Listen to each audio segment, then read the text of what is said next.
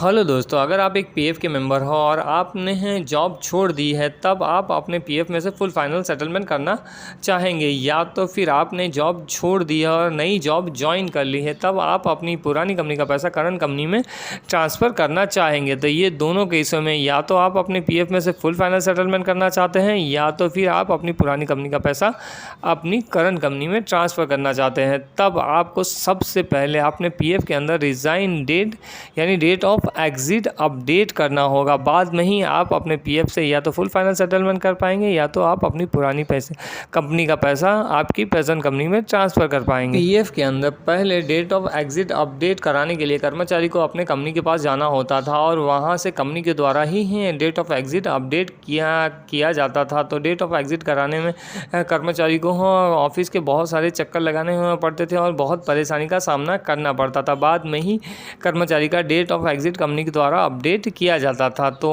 अब ईपीएफओ ने अपने यूएन पोर्टल पे डेट ऑफ एग्ज़िट खुद से ही अपडेट करने का ऑप्शन दे दिया है, यानी अब आपको कहीं भी जाने की ज़रूरत नहीं। आप यूएन पोर्टल पर खुद से ही date of exit resign date update कर सकते हैं। तो रिज़ाइन डेट किस तरह से अपडेट करना है वो इस वीडियो में देखेंगे, और डेट ऑफ एग्ज़िट अपडेट करने में किस किस चीज़ों का आपको ध्यान रखना है वो भी जानेंगे। तो वीडियो बहुत ही इंपॉर्टेंट होने वाला है, तो प्लीज़ वीडियो को शुरू से अंत तक देखिए, और चैनल पर नए हैं तो चैनल को सब्सक्राइब करें, लाइक करें, शेयर करें और बेल आइकन को भी दबा दें, जिससे मेरे वीडियो की नोटिफिकेशन आपको मिल सके।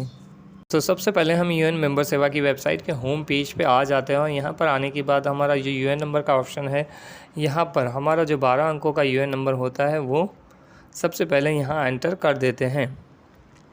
यूएन नंबर एंटर करने के बाद नीचे जो पासवर्ड वाला ऑप्शन बना है वहाँ पर हमारा यूएन नंबर का जो पासवर्ड है वो एंटर कर देते हैं, और नीचे कैप्चा में सेम टू सेम जो ऊपर कैप्चा बना है वो एंटर कर देते हैं। बाद में साइन इन वाला जो ऑप्शन है इसको सिलेक्ट कर लेते हैं, तब हमारे सामने स्क्रीन ओपन होकर आ जाती है। इसको मैं लेटर कर देता हूँ। अब पीएफ में डेट ऑफ एग्ज़िट एंटर करने अपडेट करने के लिए सबसे पहले हम केवाईसी जो है हमारे पीएफ के अंदर वो चेक कर लेते हैं। उसके लिए हम जो यहाँ पर प्रोफाइल इंफॉर्मेशन का जो ऑप्शंस बना हुआ है वहाँ पर सबसे पहले हमारी पीएफ के अंदर केवाईसी लिंक्ड है कि नहीं वो चेक कर लेते हैं। तो यहाँ पर हम देख सकते हैं हमारा आधार कार्ड वेरीफाइड, डेमोग्राफिक है, पान कार्ड की भी केवाईसी है, और बैंक भी हमारा डिजिटली शाइन है, या हमारी केवाईसी अप टू डेट है। तो चलिए हम व्यू वाले ऑप्शंस में अब आ जाते हैं। हाँ, उसमें आने के बाद सर्विस हिस्ट्री वाला जो ऑप्शन है उसको मैं सिलेक्ट कर लेता हूँ। जैसे मैं ये ऑप्शन सिलेक्ट करता हूँ तो मेरे सामने एक नई स्क्रीन ओपन होकर आ जाती है जिसमें सर्विस डिटेल लिखी होती है। तो यहाँ पर आपको जितनी भी कंपनियों में आपने काम किया है वो सारी कंपनी का लिस्ट आप देख सकते हैं। तो मेरी कंपनी में मेरे केस में मैंने 2 कंपनियों में काम किया है, तो 2 कंपनी दिखाई दे रही है। आपके केस में 2 से ज़्यादा 4, 5, 6 जितनी भी कंपनी है वो आप देख सकते हैं।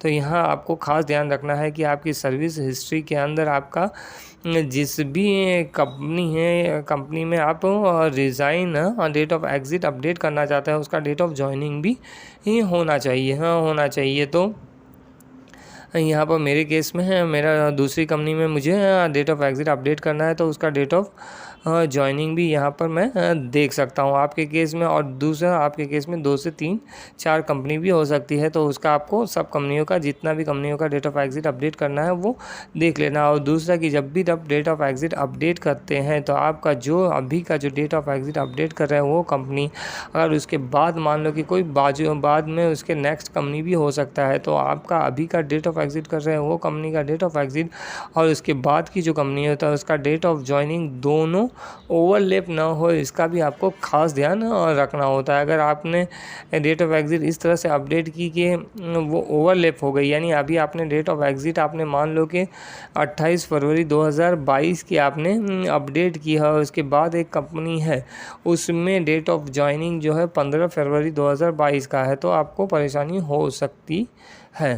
तो चलिए अब मैनेज वाले ऑप्शंस में हम आ जाते हैं, और मार्क एग्ज़िट वाला जो ऑप्शन है इसको सिलेक्ट कर लेते हैं। तब मेरे सामने एक नई स्क्रीन ओपन होकर आ जाती है जिसमें ऊपर एम्प्लॉयमेंट लिखा होता है और नीचे सिलेक्ट एम्प्लॉयमेंट लिखा है, और यहाँ सिलेक्ट का ऑप्शंस बना हुआ है। तो जैसे आपको यहाँ सिलेक्ट करते हैं तो यहाँ कंपनी का लिस्ट ओपन होकर आ जाता है। तो मेरे केस में एक ही कंपनी है और यहाँ पर वही कंपनी का लिस्ट आपको ओपन होकर आता है जिस कंपनी का डेट ऑफ एग्ज़िट अपडेट नहीं है। आपकी सर्विस हिस्ट्री में जो भी कंपनी का डेट ऑफ एग्ज़िट अभी तक अपडेट नहीं है वही कंपनी का लिस्ट यहाँ पर ओपन होकर आ जाता है, और नीचे डेट ऑफ एग्ज़िट फिर सीडिंग हिस्ट्री के अंदर आपने जितनी भी खुद से डेट ऑफ एग्ज़िट अपडेट की है वो सारी कंपनी का लिस्ट आप देख सकते थे। यहाँ मैंने एक भी नहीं किया है तो मुझे कुछ भी नहीं दिखाई दे रहा है। और आपकी कंपनी के द्वारा जो लास्ट महीने का पीएफ का कंट्रीब्यूशन भरा गया है उसके 2 महीने के बाद ही आप अपने पीएफ के अंदर डेट ऑफ एग्ज़िट या रिज़ाइन डेट अपडेट कर सकते हैं। 2 महीने से पहले जब आप रिज़ाइन डेट अपडेट करने के लिए जाते हैं तो कुछ इस तरह का मैसेज दिखाई देता है जिसमें लिखा होता है date of exit can only be updated after the 2 months of the last contribution made by the employer. यानी जो आपकी कंपनी ने जो लास्ट पीएफ का पैसा भरा है उसके 2 महीने के बाद ही आप अपने पीएफ के अंदर डेट ऑफ एग्ज़िट या रिज़ाइन डेट अपडेट कर सकते हैं। तो चलिए अब मैंने कंपनी सिलेक्ट कर ली है, तब मेरे सामने कुछ एक नई स्क्रीन ओपन होके आ जाती है और उसमें सबसे ऊपर मेंबर आईडी लिखी हुई है और उसके बाद एस्टैब्लिशमेंट नेम लिखा हुआ है, उसके बाद एम्प्लॉयर लास्ट कंट्रीब्यूशन, ये यहाँ बहुत सारी डिटेल आप देख सकते हैं। और नीचे डेट ऑफ बर्थ लिखा हुआ है, उसके बाद डेट ऑफ जॉइनिंग ईपीएस लिखा हुआ है और यहाँ डेट ऑफ जॉइनिंग ईपीएस भी लिखा हुआ है। तो इस तरह से सारी डिटेल आप देख सकते हैं। आप नीचे select date of exit EPF का जो है वो ऑप्शंस बना हुआ है, तो यहाँ पर आप इतनी सारी डिटेल्स आपको यहाँ पर दिखाई देती है। तो चलिए अब यहाँ पर मैंने सारी डिटेल चेक कर ली है। तो आपका जो एम्प्लॉयर का लास्ट कंट्रीब्यूशन जो होता है उसी के हिसाब से आपका डेट ऑफ एग्ज़िट अपडेट किया जाता है। तो यहाँ पर हम ऊपर एम्प्लॉयर लास्ट कंट्रीब्यूशन में फरवरी 2022 देख रहे हैं, यानी हमारा जो डेट ऑफ एग्ज़िट है वो लास्ट कंट्रीब्यूशन के हिसाब से ही किया जाता है। तो यहाँ पर हमारा लास्ट कंट्रीब्यूशन फरवरी 2022 दिखा रहा है। तो चलिए यहाँ सिलेक्ट डेट ऑफ एग्ज़िट का जो ऑप्शन बना है उसको मैं सिलेक्ट कर लेता हूँ। जैसे मैं ये ऑप्शन सेलेक्ट करता हूँ तब यहाँ पर एक कैलेंडर मेरे सामने छोटा सा ओपन होके आ जाता है। तो इसमें आपका जो भी डेट ऑफ एग्ज़िट है वो परफेक्ट आपका प्रॉपर आपको सेलेक्ट करना होता है। तो यहाँ पर आपको जैसे मैंने आगे बताया कि अगर आपका अभी आप 28 फरवरी डेट ऑफ एग्ज़िट अपडेट कर रहे हैं तो इसके बाद की जो भी कंपनी होगी उसका जॉइनिंग इसके बाद का ही होना चाहिए। इससे पहले का डेट ऑफ जॉइनिंग अगर रहता है इसकी नेक्स्ट कंपनी में तब आपकी डेट ऑफ एग्ज़िट या डेट ऑफ जॉइनिंग दोनों में से कोई एक चीज़ रॉन्ग हो जाती है और इसके लिए आपको अलग से प्रोसीजर उसको करेक्ट करवाने के लिए करवानी होती है। तो मेरे केस में ये मेरी लास्ट ही कंपनी, इसके बाद मैंने कहीं भी जॉब नहीं किया है, इसलिए मेरा जो मुझे पता है एग्जैक्टली यही डेट ऑफ एग्ज़िट है। तो मैं इसको सिलेक्ट कर लेता हूँ। तो मैं यहाँ पर जो 28 फरवरी जो है वो मैं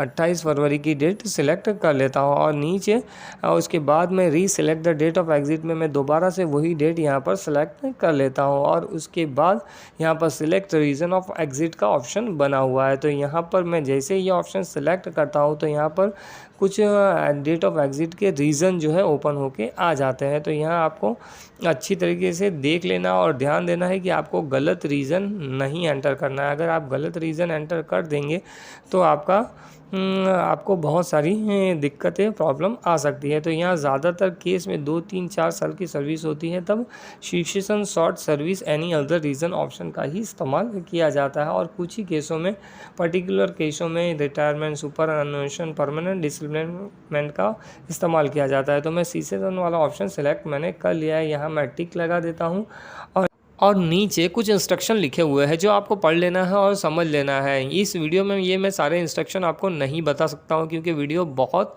बड़ा हो जाएगा। इसके लिए मैं अलग वीडियो बना दूंगा जिसमें ये सारे पॉइंट्स को मैं अच्छी तरीके से आपको समझा दूंगा। तो चलिए डेट ऑफ एग्ज़िट और उसका रीज़न एंटर करने के बाद यहाँ पर जो चेक बॉक्स बना है उसको मैं टिक कर लेता हूँ और नीचे जो रिक्वेस्ट OTP का जो ऑप्शन बना होता है उसको अब मैं सिलेक्ट कर लेता हूं। तो जैसे मैं ये बटन सिलेक्ट करता हूं तब यहाँ पर एक मैसेज आता है have you read the point carefully. तो हमने रीड कर लिया है तो मैं यस कर लेता हूं। तो मेरा स्क्रीन थोड़ा सा लोड हो रहा है और मेरा स्क्रीन लोड होने के बाद यहाँ पर एक मैसेज मैं देख सकता हूँ OTP send to the mobile number successfully, please request again in case you have not received. यानी हमारे आधार कार्ड के रजिस्टर नंबर पर OTP भेज दिया गया है। तो चलिए हम हमारे आधार कार्ड के रजिस्टर नंबर से हम OTP देख लेते हैं और यहाँ एंटर आधार बेस्ड OTP का जो ऑप्शन है वहाँ एंटर कर देते हैं। तो यहाँ पर मैंने वो OTP मोबाइल में से देख कर एंटर कर दिया है। तो और नीचे एक चेकबॉक्स बना है, उसको मैं टिक कर लेता हूँ, I will read the below point carefully. और नीचे जो सबमिट का बटन होता है उसको मैं सिलेक्ट कर लेता हूँ।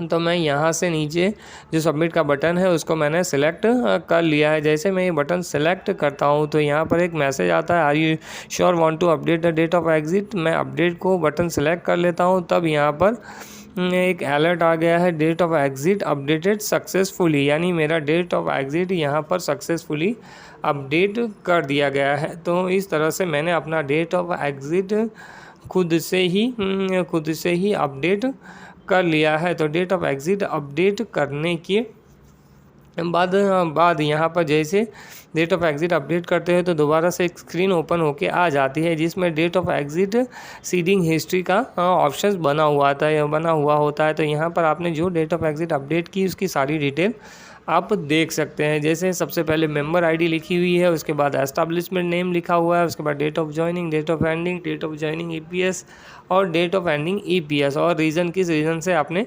डेट ऑफ एग्ज़िट अपडेट किया है। ये सारी डिटेल आप यहाँ पर आपने जिस भी कंपनी का डेट ऑफ एग्ज़िट अपडेट किया है उसकी सारी डिटेल यहाँ पर आप देख सकते हैं। तो चलिए, अब हमने ये सारी डिटेल देख ली है, तो अब हम दोबारा से जो व्यू वाला